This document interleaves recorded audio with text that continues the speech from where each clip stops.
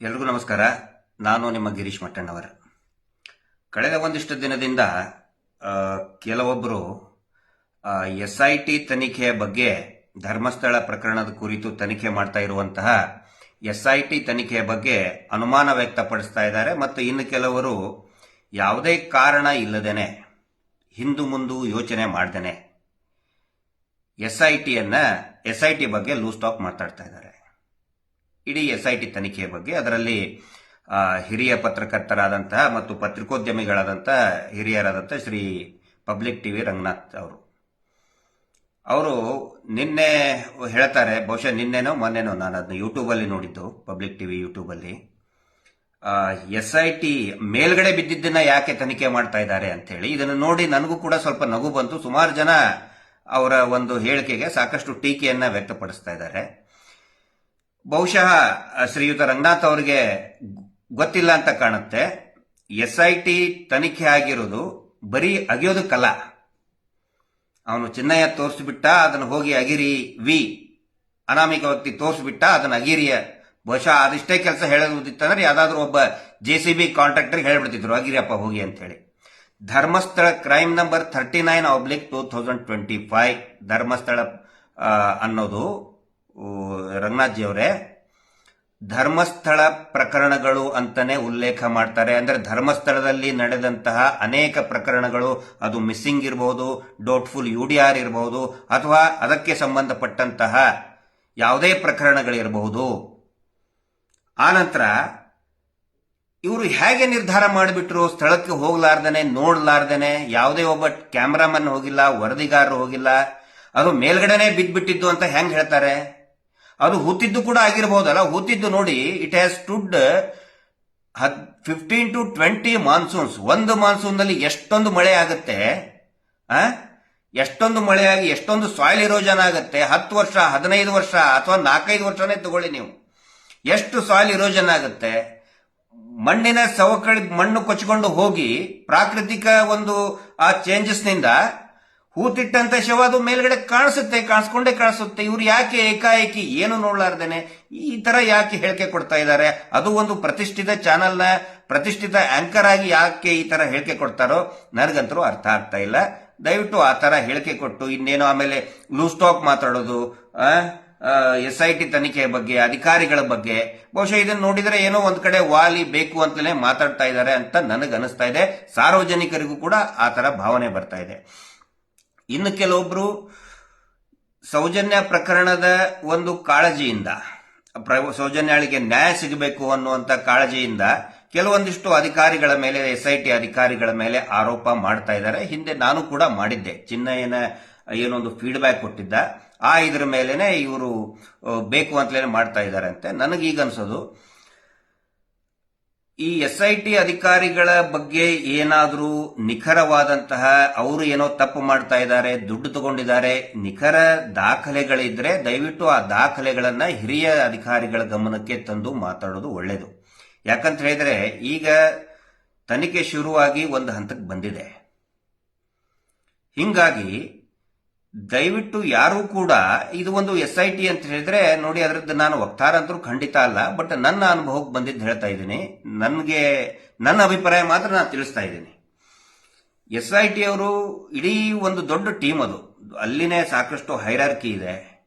ಮತ್ತು ಇದು ಒಂದೇ SIT ಅಲ್ಲ, ಅನೇಕ SITಗಳು ಕೂಡ ಈ ರಾಜ್ಯದಲ್ಲಿ ಈಗಲೂ ಕೂಡ ಕೆಲಸ ಮಾಡ್ತಾ ಇದೆ. 1 or 2 SIT ಈಗಲೂ ಕೂಡ ಕೆಲಸ ಮಾಡ್ತಾ ಇದೆ. ಅನೇಕ ಪ್ರಕರಣಗಳಲ್ಲಿ SIT ಟೀಮ್ ಫಾರ್ಮೇಶನ್ ಆದಾಗ ಒಬ್ರು ಇಬ್ರು ಏನಾದರೂ ತಪ್ಪು ಮಾಡಿರ್ತಾರೆ. ಆ ತರ ಏನಾದರೂ ಇದ್ರೆ SIT ಅಧಿಕಾರಿಗಳ ಗಮನಕ್ಕೆ ಬರ್ತದೆ, ಅದು ಹಿರಿಯ ಅಧಿಕಾರಿಗಳ ಗಮನಕ್ಕೆ ಬರ್ತದೆ. ಅವರು ಅದರ ಮೇಲೆ ಕ್ರಮ ಕೈಗೊಳ್ಳಿ ಹೊರತು ನಾವು ಯಾರು ಕೂಡ, ನಾನು ಎಲ್ಲಾ ಸೌಜನ್ಯ ಹೋರಾಟಗಾರರಿಗೆ ಮತ್ತು ನ್ಯಾಯ ಬಯಸ್ತಕ್ಕಂಥ ಎಲ್ಲರಿಗೂ ಕೂಡ ನಾನು ಹೇಳ್ತಾ ಇದ್ದೀನಿ, ದಯವಿಟ್ಟು SITಯ ಕುರಿತಾಗಿ ಯಾವುದೇ ರೀತಿಯಾದಂತಹ ಅನುಮಾನ ವ್ಯಕ್ತಪಡಿಸುವುದು ಬೇಡ. ನಾನು ಕೂಡ ಈಗ ಏನು ಹಿಂದೆ ನಾವು ಮಾತಾಡಿದ್ವಿ, ಬೇಡ ಅನಿಸ್ತಾ ಇದೆ. ಯಾಕಂತ ಹೇಳಿದ್ರೆ ಇದು SIT ವರ್ಸಸ್ ಸೌಜನ್ಯ ಹೋರಾಟ ಆಗುದು ಬೇಡ. ಅದು ನಮ್ಮ ಉದ್ದೇಶನೂ ಕೂಡ ಅಲ್ಲ. ಸೌಜನ್ಯ ಹೋರಾಟದ ಉದ್ದೇಶ ಕೊಲೆಗಡಕರಿಗೆ ಪ್ರಭಾವಿ ಧರ್ಮಸ್ಥಳದಲ್ಲಿ ನಿರಂತರವಾಗಿ 30-40 ವರ್ಷ ಶೋಷಣೆ ಮಾಡಿ, ಕೊಲೆ ಮಾಡಿ, ಅತ್ಯಾಚಾರ ಮಾಡಿ, ಭೂ ಕಬಳಿಕೆ ಮಾಡಿದಂತಹ ಆ ಕುಟುಂಬಕ್ಕೆ ಮತ್ತು ಇಡೀ ರಾಜ್ಯಾದ್ಯಂತ ಅತ್ಯಾಚಾರ ಪ್ರಕರಣಗಳು, ಈ ಲೈಂಗಿಕ ದೌರ್ಜನ್ಯ, ಸೆಕ್ಸುವಲ್ ಅಬ್ಯೂಸ್ಮೆಂಟ್ ನಿಲ್ಲಬೇಕು ಅನ್ನೋದು ಸೌಜನ್ಯ ಹೋರಾಟದ ಉದ್ದೇಶ ಹೊರತು ಪೊಲೀಸ್ ವರ್ಸಸ್ ಸೌಜನ್ಯ ಹೋರಾಟಗಾರರು, ಎಸ್ಐಟಿ ವರ್ಸಸ್ ಸೌಜನ್ಯ ಹೋರಾಟಗಾರರು ಅದು ಆ ರೀತಿ ಆಗೋದು ಬೇಡ. ಒಂದು ವೇಳೆ ಏನಾದರೂ ನಮ್ಮ ಈ ತನಿಖೆಗೆ ವ್ಯತಿರಿಕ್ತವಾಗಿ ಆಗುವಂತಹ ಬೆಳವಣಿಗೆ ಏನಾದರೂ ನಡೆದಿದ್ರೆ, ಅಲ್ಲಿರ್ತಕ್ಕಂಥ ಸಿಬ್ಬಂದಿಗಳಿಂದ ನಡೆದಿದ್ರೆ, ದಯವಿಟ್ಟು ಆ ದಾಖಲೆಗಳನ್ನ ಹಿರಿಯ ಅಧಿಕಾರಿಗಳಿಗೆ ತಗೊಂಡು ಬಂದ ಮೇಲೆ ಮಾತಾಡೋದು ಒಳ್ಳೆಯದು ಅನ್ನೋದು ನನ್ನ ಅಭಿಪ್ರಾಯ. ಯಾಕಂತ ಹೇಳಿದ್ರೆ ನಾನು 10 ದಿನದವರೆಗೆ ಅಲ್ಲಿ ವಿಚಾರಣೆಯನ್ನ ನಾನು ನೋಡಿದ್ದೀನಿ. ಈ ಮಾತು ನಾನು ಏನೋ ಅವ್ರಿಗೆ ಫೇವರ್ ಮಾಡಬೇಕು ಅಂತ ಹೇಳ್ತಾ ಇಲ್ಲ. ಖಂಡಿತ ನಾನು SIT ಆಗಲಿ ಅಥವಾ ನಾವು ಅವ್ರೇನು ಬೀಗರಲ್ಲ, ನೆಂಟರಲ್ಲ, ಏನೂ ಅಲ್ಲ. ಆದರೆ ನನ್ನ ನಿಲುವು ಏನು ಅಂತ ಹೇಳಿದ್ರೆ, ಈ ಕುರಿತಾಗಿ ಒಂದು ವೇಳೆ ನನಗೀಗ ನಮ್ಮನ್ನು ಅರೆಸ್ಟ್ ಮಾಡಬೇಕು ಅಂತ ಹೇಳಿ ಸಾಕಷ್ಟು ರಾಜಕೀಯ ಪಿತೂರು ನಡೆದಿದೆ. ಒಳಗಡೆನೂ ಕೂಡ ಈ ಧರ್ಮೋದ್ಯಮಿಗಳ ಪ್ರಭಾವಿಗಳ ಕಡೆಯಿಂದ ಸಾಕಷ್ಟು ಒತ್ತಡ ಬಂದಿದೆ. ಸರ್ಕಾರದ ಮೇಲೇನೂ ಒತ್ತಡ ಇದೆ, ಪೊಲೀಸರ ಮೇಲೇನೂ ಒತ್ತಡ ಇದೆ. ಒಂದು ವೇಳೆ ನನ್ನನ್ನ ಅರೆಸ್ಟ್ ಮಾಡಿದ್ರು ಕೂಡ, ಸುಳ್ಳು ಪಿತೂರು ಮಾಡಿ ಸುಳ್ಳು FIR ಹಾಕಿ ಅರೆಸ್ಟ್ ಮಾಡಿದ್ರು ಕೂಡ SITಯ ಮೇಲೆ ನನಗೆ ಖಂಡಿತ ಬೇಜಾರಾಗೋದಿಲ್ಲ. ಆದರೆ ನನಗೆ ಬೇಜಾರ ಆಗೋದು, ನೋವು ಆಗೋದು ಯಾವಾಗ ಅಂತ ಹೇಳಿದ್ರೆ, SIT ತನಿಖೆ ನಿಲ್ಲಿಸಿ ನಿಜವಾದ ಅಪರಾಧಿಗಳು, ಕೊಲೆಗಡಕರು ಪರಾರಿಯಾದ್ರೆ ಆವಾಗ ನನಗೆ ಬೇಜಾರಾಗುತ್ತೆ. ಈ ಮಾತನ್ನು ನಾನು ಹೇಳಿದ್ದೇನೆ ಈಗಾಗಲೇ. ಇಲ್ಲಿ ನಮ್ಮ ಮೇಲೆ FIR ಆಗುತ್ತೋ ಬಿಡುತ್ತೋ, ಜೈಲಿಗೆ ಹೋಗ್ಬಿಡ್ತೇವೋ ಅದು ಮುಖ್ಯ ಆಗಬಾರದು. ಅಪರಾಧಿಗಳಿಗೆ SIT ತನಿಖೆ ಮುಖಾಂತರ ಶಿಕ್ಷೆ ಆಗಬೇಕು ಅನ್ನೋದು ನಮ್ಮ ನಿಲುವು, ನಮ್ಮ ಗುರಿ, ನಮ್ಮ ಫೋಕಸ್. ಇಲ್ಲಿ ವ್ಯಕ್ತಿಗಳು ನಾವು ಪ್ರಾಮುಖ್ಯತೆಯನ್ನು ಪಡ್ಕೊಳ್ಬಾರ್ದು ಅನ್ನೋದು ನನ್ನ ಸ್ಪಷ್ಟವಾದಂತಹ ಅಭಿಪ್ರಾಯ. ಹಿಂಗಾಗಿ ನಾನು ಕೂಡ ನನ್ನ ಅಭಿಪ್ರಾಯ ಯಾರಿಗೆ ಹೇಳಬೇಕು ಅವ್ರಿಗೆ ಹೇಳಿದ್ದೀನಿ. ನೋಡಿ, ನಮ್ಮನ್ನು ಅರೆಸ್ಟ್ ಮಾಡಿದ್ರು ಕೂಡ ನಮ್ಗೆ ಯಾವುದೇ ಬೇಜಾರ ಇಲ್ಲ. ಇನ್ನೂ ಒಂದು 10 FIR ಹಾಕ್ತೀರಾ, ಯಾವುದೇ ಬೇಜಾರ ಇಲ್ಲ. ಆದರೆ 40-50 ವರ್ಷದಿಂದ ನಿರಂತರವಾಗಿ ಏನು ದಬ್ಬಾಳಿಕೆ ನಡೆಸಿದ್ದಾರೆ ಅವರಿಗೆ ಶಿಕ್ಷೆ ಆಗಲಿಲ್ಲ ಅಂತ ಹೇಳಿದ್ರೆ ಅದು ನಮಗೆ ನಿಜವಾದ ಶಿಕ್ಷೆ. ಅದು ನಮಗೆ ನೋವನ್ನು ತರಿಸುತ್ತೆ. ನಮ್ಮ ಮೇಲೆ FIR ಇದ್ರೆ ನನಗೆ ನೋವು ಆಗುವುದೇ ಇಲ್ಲ. ಸುಳ್ಳು ಕೇಸ್ ಮಾಡಿಕೊಂಡು ಅರೆಸ್ಟ್ ಮಾಡಿದ್ರು ಕೂಡ ನೋವು ಆಗುವುದಿಲ್ಲ. ಅತ್ಯಾಚಾರಿಗಳು ಈ ತನಿಖೆಯಿಂದ ತಪ್ಪಿಸ್ಕೊಂಡು ಹೋದ್ರೆ ಮಾತ್ರ ಬೇಜಾರಾಗುತ್ತೆ.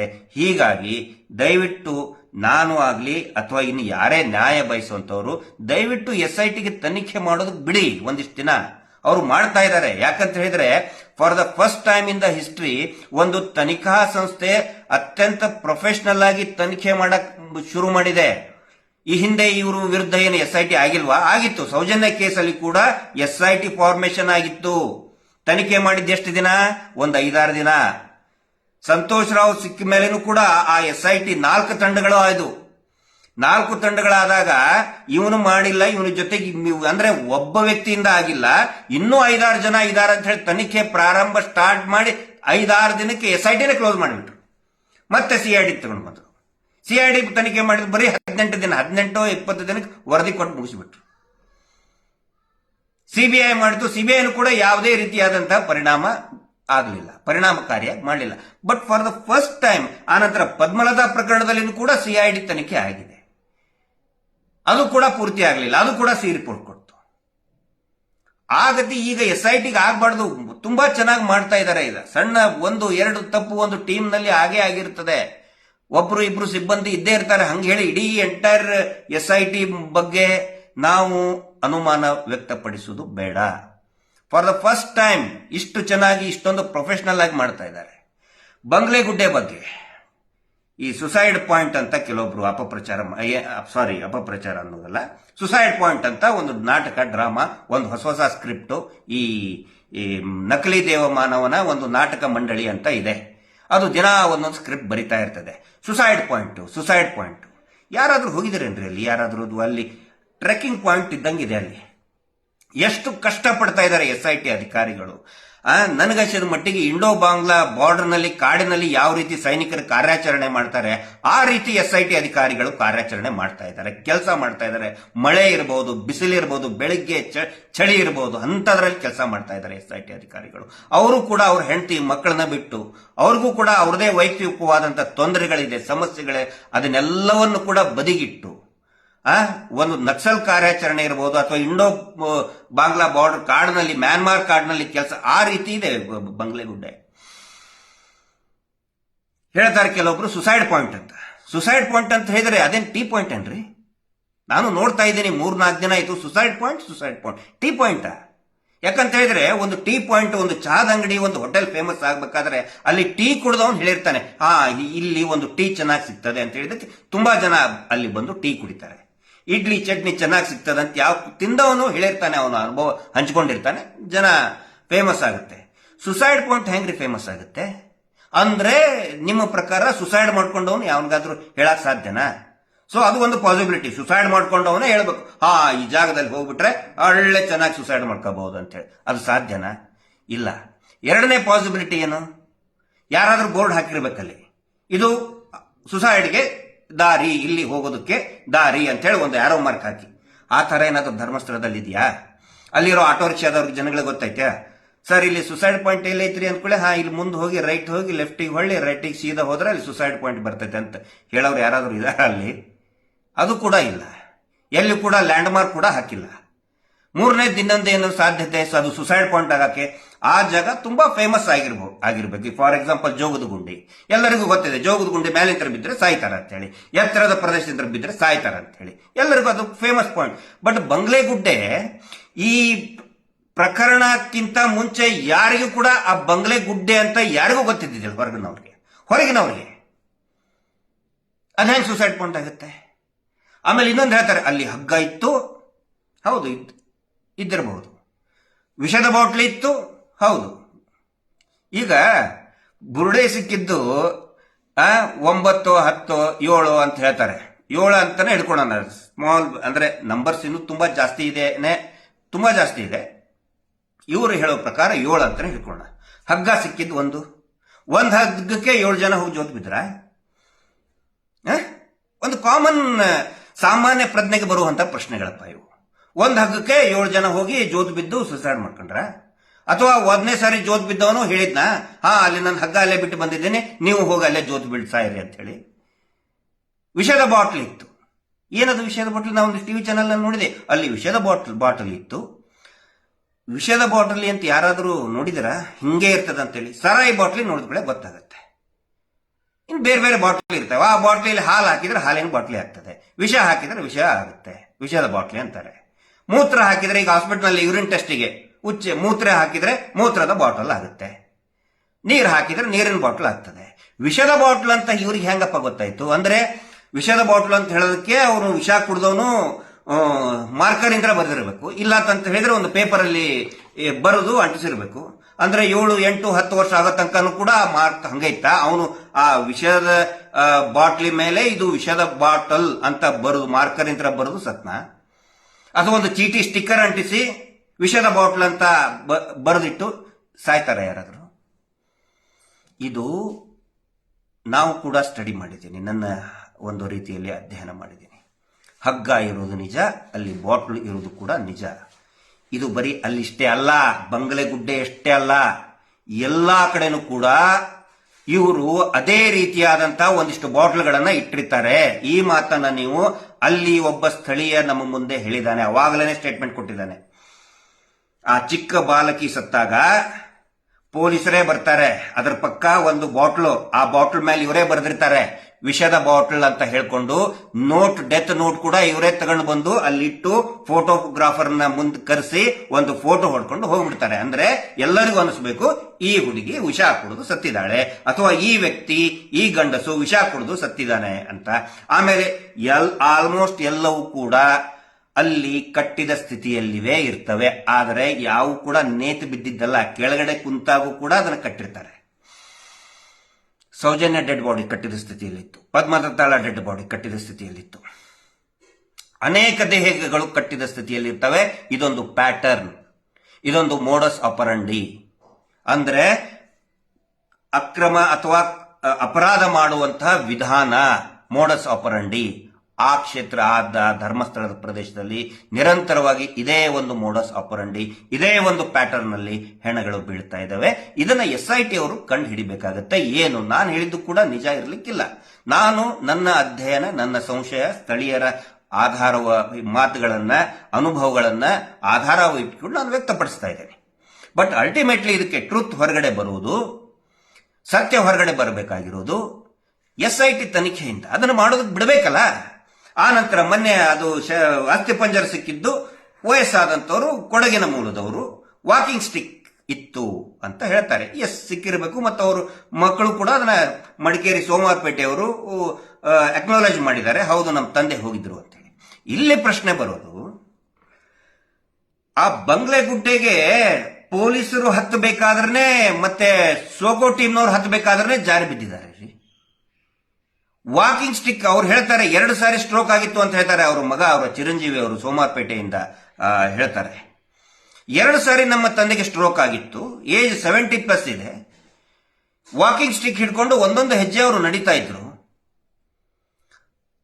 ಇವರು ಹೇಳೋದು, ಅಲ್ಲಿ ಹೋಗಿ ಈ ವ್ಯಕ್ತಿ, ಪಾಪ ವಯಸ್ಸಾದಂತಹ ವ್ಯಕ್ತಿ, ಪೊಲೀಸರು ಹೋಗೋದಕ್ಕೆ ಹರಸಾಹಸ ಪಟ್ಟಿದ್ದಾರೆ, ಬಿದ್ದಿದ್ದಾರೆ ಜಾರಿ.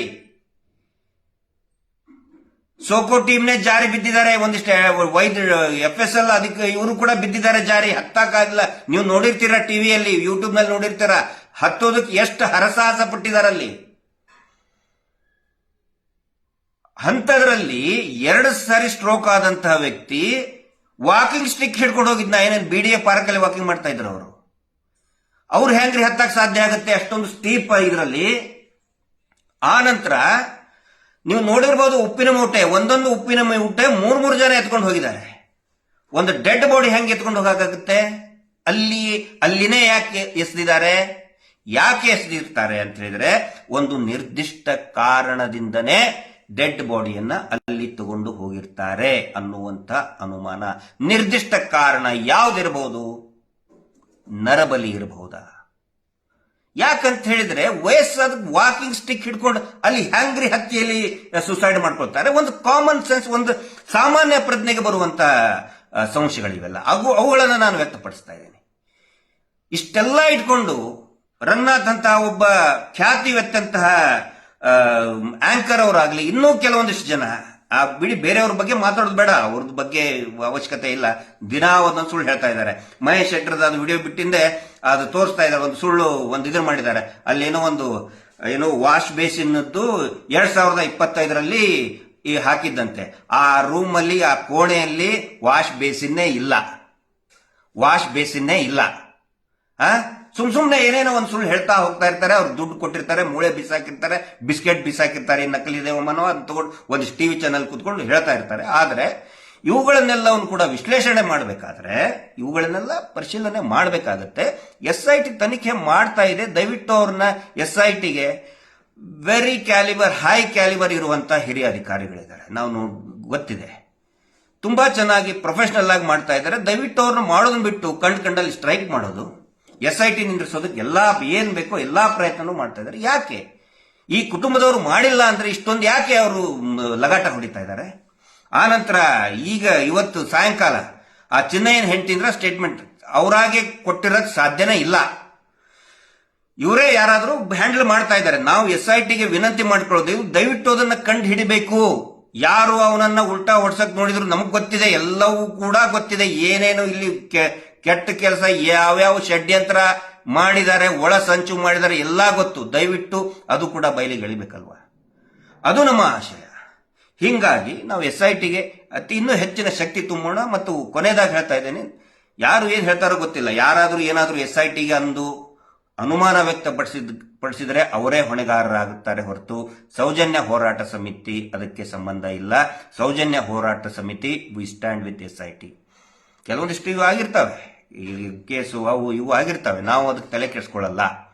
ನಮ್ಮ ಉದ್ದೇಶ ಅತ್ಯಾಚಾರಿಗಳ ಬಂಧನ ಆಗಬೇಕು, ಶಿಕ್ಷೆ ಆಗಬೇಕು, ಜೈಲಲ್ಲೇ ಕೊಳಿಬೇಕು ಅವರು. ಯಾಕಂದ್ರೆ ನರ ರಾಕ್ಷಸರವರು, ಅಂತಹ ಪ್ರಭಾವಿ ನರ ರಾಕ್ಷಸರು, ಇಡೀ ವ್ಯವಸ್ಥೆಯನ್ನೇ ಅವರ ಕೈಯಲ್ಲಿ ಹಿಡ್ಕೊಂಡವರು. ಅಷ್ಟೇ ಅಲ್ಲ, ಅವರು ಮಂಜುನಾಥ ಸ್ವಾಮಿಯ ಬಗ್ಗೆ ಎಳ್ಳಷ್ಟು ಭಕ್ತಿ ಇಲ್ಲದೆ ಹೋದ್ರು ಕೂಡ ಮಂಜುನಾಥ ಸ್ವಾಮಿಯನ್ನೇ ವ್ಯಾಪಾರ ಮಾಡಿ ತಾನೇ ಮಾತನಾಡುವ ಮಂಜುನಾಥ ಅಂತ ಬೊಗಳೆ ಬಿಟ್ಟಂತವ್ರು, ಜನರನ್ನ 40-50 ವರ್ಷಗಳಿಂದ ಯಾಮಾರಿಸಿದವರು. ಅಂತಹ ಪ್ರಭಾವಿ ವ್ಯಕ್ತಿಯ ವಿರುದ್ಧ ಕೆಲವೊಂದಿಷ್ಟು ಇನ್ವೆಸ್ಟಿಗೇಷನ್ ಆಗಬೇಕಾದ್ರೆ ಏನೋ ಸ್ವಲ್ಪ ಹೆಚ್ಚು ಕಡಿಮೆ ಆಗುತ್ತೆ, ತಕ್ಷಣನೇ ರಿಸಲ್ಟ್ ಬರೋದು ಕಡಿಮೆ ನಾವು ಬಯಸಕ್ ಆಗುದಿಲ್ಲ. ಮೊನ್ನೆನೂ ಕೂಡ ಒಂದು ನಮ್ಮ ಅವನಿಯಾನದಲ್ಲಿ ಹೇಳಿದ್ದೇನೆ, ಈಗಲೂ ಹೇಳ್ತಾ ಇದ್ದೇನೆ, ಇಮಿಡಿಯೇಟ್ ಆಗಿ ರಿಸಲ್ಟ್ ಬೇಕು ಅಂತ ಬರಲಿಲ್ಲ ಅಂತ ಹೇಳಿದ್ರೆ ಏನೋ ಟೀಕೆ ಮಾಡೋದು ಬೇಡ. ನಮಗವ್ರು ಏನೇ ಅಂದ್ರೂ ಕೂಡ